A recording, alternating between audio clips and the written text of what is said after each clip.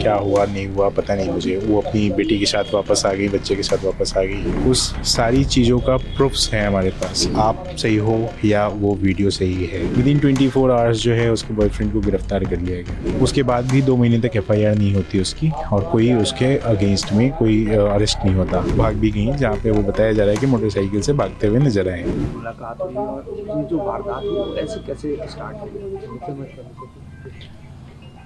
ये शादी 2019 में हुई थी, और जस्टिस इज ड्यू वहाँ की दीवार पे नहीं है, उसने अपने चेस्ट पे भी लगाया है और हैंग किया है अपने आप को। उसको जिस जुडिशियल ने, जिस सिस्टम ने परेशान किया है, वो सिस्टम से परेशान होके इसने ये डिमांड की है कि हमें न्याय दिया जाए, और हमारे जैसे लोग जितने इस चीज़ में फंसे हुए हैं उन लोगों को जस्टिस मिल सके। लाइफ के दौरान कई बातों का जिक्र भी किया था, जैसे कि बच्चों से मिलने नहीं दिया जा रहा है। और ये विवाद कब से शुरू हुआ? आप लोगों को कब पता चला कि दोनों के बीच आपस में अनबन चल रही है? कोई अनबन नहीं चल रही है। अचानक से उनकी माँ कोविड के टाइम पे गई थी, जिस टाइम पे उनके कुछ मेडिकल में, मतलब उनको भी कुछ फीवर आ गया था, तो उनको लगा था कि मदर को बुला लेना चाहिए, मदर इन लॉ को बुला लेना चाहिए। तो मदर इन लॉ वहाँ गई थी। उसके बाद कुछ क्या हुआ नहीं हुआ पता नहीं मुझे। वो अपनी बेटी के साथ वापस आ गई, बच्चे के साथ वापस आ गई।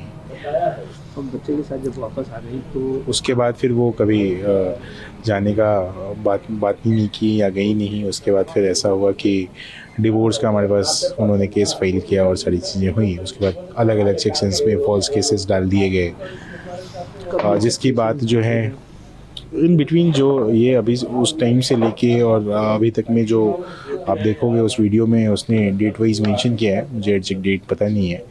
कैसे कानून का इस्तेमाल जो है गलत तरीके से किया जा सकता है, वो उसमें बताया गया है कि एक ही केस को अगर आप कोई कोर्ट अगर क्वेश्चन कर देती थी है, तो उसको आफ्टर सम टाइम फिर से कैसे आप उस चीज़ को डाल सकते हो, कैसे आप उसको फिर से ट्रायल और उसके जो कार्यवाही है उसको फिर से री इनिशिएट करवा सकते हो और परेशान कर सकते हो किसी इंसान को। वो उसमें बताया गया है उस वीडियो के द्वारा। आप लोगों से क्या कभी मुलाकात अभी हुई थी? अभी अभी कुछ चैनल्स में मैं, कोई एक हाई कोर्ट की वकील है या कौन है, जज है पता नहीं, वो बता रही थी कि ऐसे 2 बार आया है या 4 बार आया है। उसमें जितने फैक्ट्स हैं, उस सारी जितनी चीज़ें उस वीडियो में बोली गई हैं, उस सारी चीज़ों का प्रूफ्स हैं हमारे पास। और जितनी चीज़ें उसमें बताई गई है, वो कोर्ट में जो कोर्ट के सेक्शंस उसने कोर्ट किए हैं, वो कोर्ट में वो चीज़ें मेंशन, उनके पास रिकॉर्ड्स हैं। तो ये जो बताया जा रहा है कुछ लोगों के द्वारा कि वो 3 बार गया कि 4 बार गया, ये फैक्ट्स चेक करने की बात है। तो मैं उन लोगों से सिर्फ यही कहना चाहता हूँ कि उस वीडियो में जो भी चीज़ें मेंशन हैं वो कोर्ट के पास है, और अगर गया है या नहीं गया है तो कोर्ट की तारीखें उस रजिस्टर पर चेक करवा ली जाएं। तब आके आप प्रेजेंट करो कि आप सही हो या वो वीडियो सही है। न्यायालय पे भी सवाल उठ रहे हैं लाइव के दौरान भी, और उन्हें अपने नोट के दौरान भी कहा कि जुडिशरी से भी मुझे न्याय नहीं मिला। ऐसा क्या हो गया कि उन्हें न्याय नहीं मिल पाया? अभी की एग्जांपल आपको देता हूँ कि हमारा सिस्टम जो कैसे बायस्ड है, सेंसिटिव है, जेंडर बायस्ड है या नहीं है। एग्जांपल देता हूँ कि कुछ दिन पहले किसी एक पायलट की सुसाइड करके महिला ने मौत किया था अपना। विदिन 24 आवर्स जो है उसके बॉयफ्रेंड को गिरफ्तार कर लिया गया।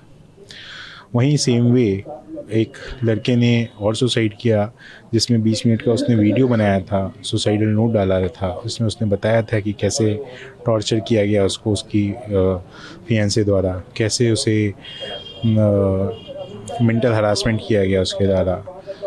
उसके बाद भी 2 महीने तक FIR नहीं होती उसकी, और कोई उसके अगेंस्ट में कोई अरेस्ट नहीं होता। मैंने 9 तारीख को FIR दर्ज कराई थी कुछ लोगों के खिलाफ।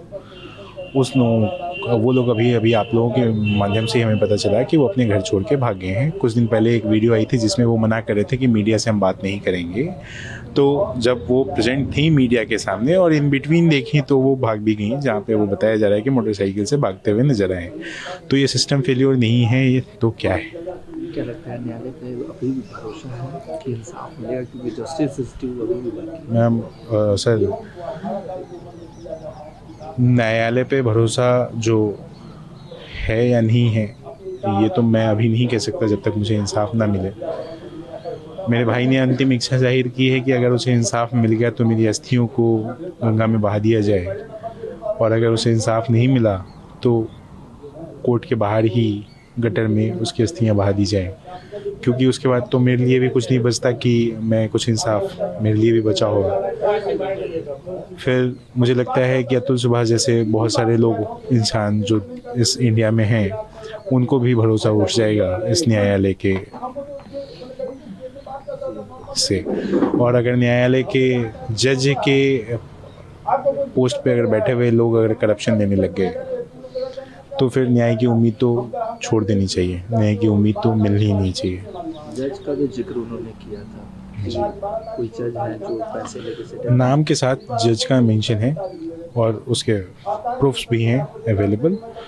तो मेरी सुप्रीम कोर्ट से दरख्वास्त रहेगी कि वो इस केस को स्यू मोटो हैंडल करके या तो एक कमेटी बना के उन अपने अंडर में जांच करवाए और हमें न्याय दिलवाए, और जिसके भी नाम उसमें मेंशन हैं अगर वो गिल्टी होते हैं तो उनको सख्त से सख्त कार्रवाई दी जाए। मेरे भाई ने वीडियो में कुछ बताया भी है ऐसा कि कुछ ऐसे भी डॉक्यूमेंट्स हैं जिसपे उन्होंने साइन किया हुआ है और वो बता रहे हैं कि ये तो हमें पता ही नहीं कि हमारे वकील ने कौन से सेक्शन में फाइल कर दिया है केस, हमने ऐसा नहीं किया है, बट हम नहीं करना चाहते थे। तो मुझे ये बताइए कि कानून ऐसा भी कहता है कि अगर आप किसी कानून के बारे में नहीं जानते हैं और आप उस कानून के खिलाफ कुछ काम कर देते हैं तो ये माना नहीं जाएगा कि वो कानून आपके खिलाफ नहीं लगेगा, चाहे आपको पता हो या ना हो। शायद जहाँ तक मेरी जानकारी है यही कानून है। मैं एक एग्जांपल से आपको कोट करूँ कि अगर कोई ये कहता है मर्डर करने के बाद कि जी हमें पता नहीं कि सीआरपीसी में कौन सी धारा के अगेंस्ट में जो है ये जुर्म है, तो ये कोर्ट नहीं मानेगा कि आपको पता नहीं था इस वजह से आपको बेल दिया जाएगा, ऐसा नहीं है। तो मैं यही कहना चाहता हूँ इस माध्यम से। अंतिम बार कब बात हुई थी उनसे आपकी, या आपके मदद की? जिस दिन उसने सुसाइड किया उसी दिन हमारी बात हुई है। सुसाइड का जो टाइम था वो अप्रॉक्सीमेट 2 बजे के बाद ही था, क्योंकि मेरे पास जो मैसेज आए हैं और वो सारी चीज़ें आई हैं वो 2 बजे के अप्रॉक्सीमेट आई है। मेरी बात शाम के 6-7 बजे के आसपास हुई थी। पापा की बात जो है वो रात के 9 से लेकर 10 बजे के बीच में बात हुई थी, करीब करीब 1 घंटे। जैसे हमारी नॉर्मल बात होती है वैसे ही उनसे भी बात हुई थी। तो हमें ऐसा कोई आभास ही नहीं था कि वो ऐसा भी कुछ कर सकता है या उसके मन में ऐसा भी कुछ चल रहा है। इससे पहले क्या कभी कोई ऐसा आभास आपको हुआ, या फिर कभी वो कभी ऐसा कुछ एहसास ना मुझे हुआ, ना मेरी फैमिली में किसी भी मेंबर को, मेरे नाम फादर को हुआ, ना मदर को हुआ। इवन मैं उनके कुछ फ्रेंड्स के टच में हूँ जिससे वो बहुत अच्छे से बात करता था, रहता था, करता था।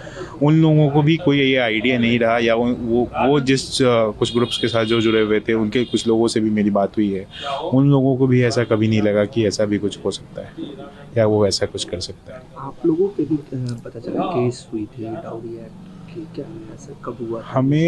हमें मेरे भाई के ऊपर जो फॉल्स केसेस हैं वैसे ही हमारे ऊपर, मेरे फादर मदर के ऊपर, सबके ऊपर केसेस उन लोगों ने लगाए हैं, और ये सारे के सारे केस जो हैं वो फॉल्स केसेस हैं। और मुझे जो लगता है कि जो फॉल्स केसेस लगाए गए हैं और जिसने इस फॉल्स केसेस को लगाया है और जिसने इस तरह से प्रताड़न किया गया है मेरे भाई को, उन सब के खिलाफ एक्शन होना चाहिए। लोगों को एक ऐसा सबक मिलना चाहिए कि मैं जो सेक्शंस लगा रहा हूँ वो लगाना उचित है या अभी नहीं है। अगर ये एक्शंस हो गया तो शायद हमारी जुडिशियल जो है वो कुछ चीज़ें ठीक हो जुडिशियल से। कोर्ट से तो आपने मांग कर दी, देश के प्रधानमंत्री और बिहार के मुख्यमंत्री से क्या मांग करेंगे, क्योंकि ऐसे अतुल सुभाष बहुत होंगे? मेरे भाई ने जाने से पहले सुप्रीम कोर्ट ऑफ इंडिया को एक मेल किया है, प्रेसिडेंट ऑफ इंडिया को भी मेल किया है, उसमें अपनी बातें उसने कही है, और शायद वो मेल्स उन तक पहुंच गई हो तो शायद उस मेल्स को पढ़ के उसमें जो डिटेल्स उसने मेंशन किया है शायद उसको पढ़ के कुछ चीज़ें उनको लगे तो शायद कुछ कानून बन पाए इंडिया में, शायद कुछ फोरम बन पाए या कुछ कमिटीज़ बन जाए जहाँ पे हम मेन को भी इंसाफ करने का मौका मिले, हम मेन भी जाके अपनी इंसाफ की गुहार लगा पाएँ। वुमेन एम्पावरमेंट के चक्कर में लॉ को ऐसा क्रिएट कर दिया गया है, ऐसा बना दिया गया है जहाँ पे सिर्फ़ और सिर्फ ओमन की बात की जाती है, मेन की बात कहीं किसी को करने का राइट ही नहीं है। तो जो निर्भया कांड हुआ था, उस निर्भया कांड के बाद आपने लॉ के प्रोविजंस को इस तरह से बना दिया गया है कि आज वही प्रोविज़न को मिसयूज़ किया जा रहा है। सुप्रीम कोर्ट ने 498A का हवाला देते हुए कहा था कि 98% केसेस जो हैं वो फेक हैं। क्या ये सही नहीं है? क्या इसके बाद कोई अमेंडमेंट नहीं होना चाहिए था एक्ट में, या ऐसा नहीं है कि इसमें कोई कानून बननी चाहिए थी? क्या लगता है कि सरकार और कोर्ट जो मांग आती है, जो जस्टिस है, वो मिल जाएगा? उम्मीद है सिस्टम पे अभी भी? मुझे सुप्रीम कोर्ट ऑफ इंडिया पे भरोसा है कि वो इस चीज़ को अगर वो हैंडल करें अपने एंड पे या अपने कमेटी द्वारा बनाई गई है तो हमें जस्टिस मिलने के चांसेस हैं। अदरवाइज़ तो जो लोअर कोर्ट्स में जिस मैडम के ऊपर एलिगेशंस लगे हैं, और कुछ वकील्स हैं जो मैंने देखा कुछ वीडियो में जो अतुल सुभाष एडवोकेट करके अपने आप को बता रहे हैं, वो मेरा मानना है कि आइदर वो हैं एडवोकेट, लेकिन कुछ जो अभी रिसेंटली मैंने देखा है जो वीडियो, उसमें वो एडवोकेट हमारे तो शायद अभी एट प्रेजेंट नहीं है, जो मेरी जानकारी है। और उसमें जैसे कि आप देखोगे कि कुछ चीज़ें वो बोले हैं जिसमें वो बोले हैं कि हमारा जूनियर देखता है, तो फिर वो कैसे कह सकते हैं कि मेरे वकील हैं या नहीं? एट प्रेजेंट तो मुझे नहीं लगता कि वो वकील हैं। पहले कभी रहे होंगे तो मुझे अभी आइडिया नहीं है, मुझे देखना पड़ेगा कि वो हैं कि नहीं पहले। अभी तो एट प्रेजेंट वो लोग वो वकील नहीं है जो स्टेटमेंट उन्होंने दिया है। दूसरी बात, उनके ऊपर मैं एक और बात कहना चाहूँगा कि अगर वो एक्चुअली क्या है कि वहाँ पे जो वकील अगर अपने जज की बुराई करे तो उनका दुकान तो नहीं चलेगा, तो वो कभी उनके अगेंस्ट तो जाएंगे नहीं, ये मेरा मानना है। जो भी उनके फेवर में बातें कह रहे हैं कि उसको हायर कोर्ट में जाना चाहिए था अपील करने के लिए, तो मैं उनको ये बताना चाहता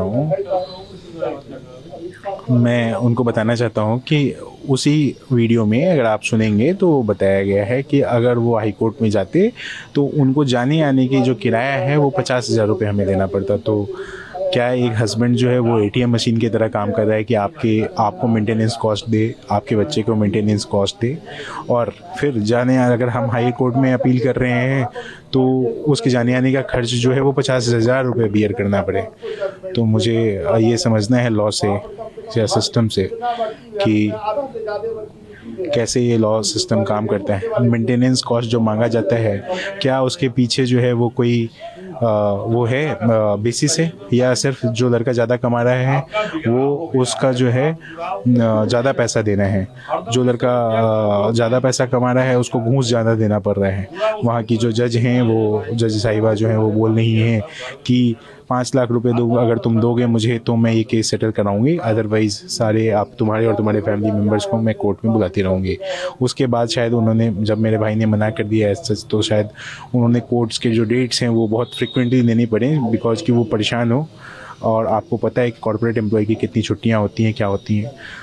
तो कॉर्पोरेट छुट्टियों की वजह से वो जब डेट्स मांगता था पेशकार से कि भाई मुझे सैटरडे दे दिया जाए, वो सैटरडे नहीं देता था। 500,000 रुपये उससे लिए जाते थे पेशकार जो है वहाँ पे, वो 500 से 1,000 रुपये लेता था, बिकॉज वो पैसा ज़्यादा कमाता है। बाकी और लोगों से वो 50 रुपये चार्ज करता है, बिना 50 रुपये चार्ज किए हुए वो किसी को डेट नहीं देता है।